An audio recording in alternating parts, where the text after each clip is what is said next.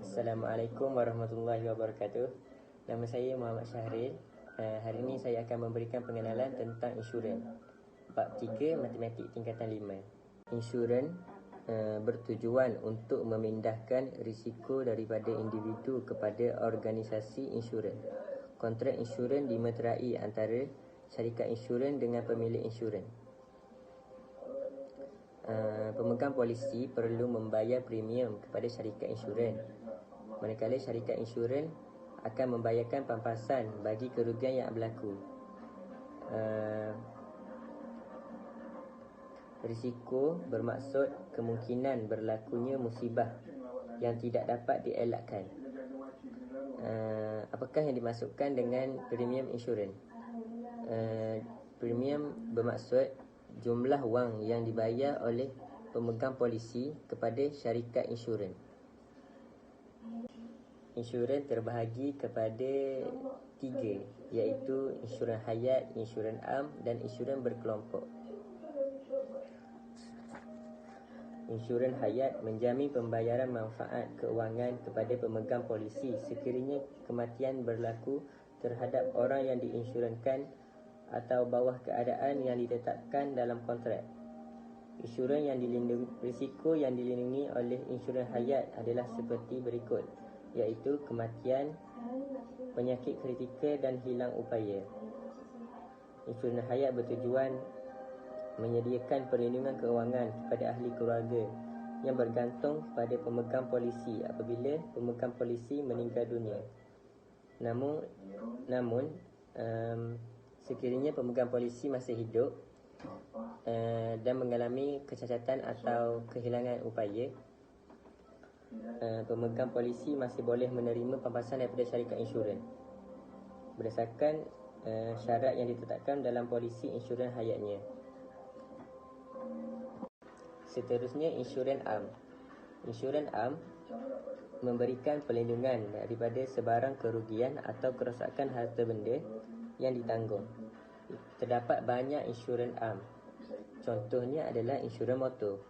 Insurans motor memberikan perlindungan terhadap sebarang kerugian atau kerosakan yang berkaitan dengan penggunaan kenderaan berenjin. Insurans motor terbahagi kepada 4, iaitu akta, pihak ketiga, kebakaran dan kerugian, dan komprehensif. Polisi komprehensif memberikan perlindungan yang menyeluruh berbanding 3 polisi yang lain. Persamaan bagi polisi-polisi ini adalah perlindungan tidak merangkumi tuntutan pemandu dan penumpang kenderaan seperti kecederaan atau kematian.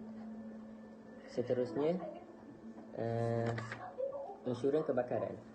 Insurans kebakaran memberikan perlindungan terhadap kerugian akibat kebakaran, kilat dan letupan yang berlaku pada rumah kediaman atau bangunan perniagaan. Bagi mendapatkan perlindungan selain daripada kebakaran, kilat dan letupan, pemegang polisi boleh memasukkan perlindungan tambahan seperti taufan, banjir, rusuhan dan sebagainya dalam polisi kebakaran yang sedia ada dengan melakukan tambahan premium. Seterusnya, insurans perubatan dan kesihatan. Insurans ini memberikan perhatian terhadap risiko kemerosotan kesihatan yang mungkin dihadapi. Antara polisi yang terdapat dalam insurans ini ialah insurans hospital dan pembedahan, insurans penyakit kritikal, insurans pendapatan akibat hilang upaya dan insurans pendapatan hospital. Seterusnya, insurans kemalangan diri. Insurans kemalangan diri memberikan perlindungan sekiranya pemegang polisi mengalami kecederaan anggota badan, kecacatan, hilang upaya atau meninggal dunia berpunca secara langsung daripada kemalangan. Insurans ini adalah berbeza daripada insurans hayat, insurans perubatan dan insurans kesihatan. Dan yang terakhir ialah insurans perjalanan. Insurans perjalanan melindungi pemegang polisi terhadap kerugian dalam perjalanan, sama ada melalui darat, udara atau laut, seperti kematian, kecacatan kekal dan kehilangan bagasi, pasport dan duit. duit belanja, belanja perubatan dan lain-lain. Tempoh perlindungan bagi kebanyakan polisi insurans am ialah 1 tahun ataupun kurang dari tempoh 1 tahun.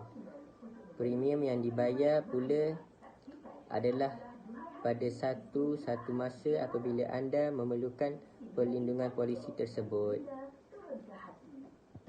Seterusnya ialah insurans kelompok.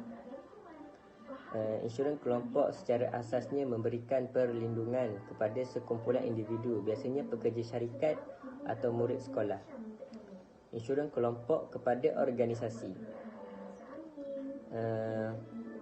Perlindungan keuangan disediakan kepada pekerja sesebuah organisasi seperti kematian, hilang upaya, kemasukan hospital dan pembedahan dengan polisi dan had perlindungan tertentu. Seterusnya, insurans kelompok kepada murid. Perlindungan keuangan disediakan kepada murid seperti kematian, lumpuh, kecacatan dan elau kerusi roda dengan polisi dan had perlindungan tertentu.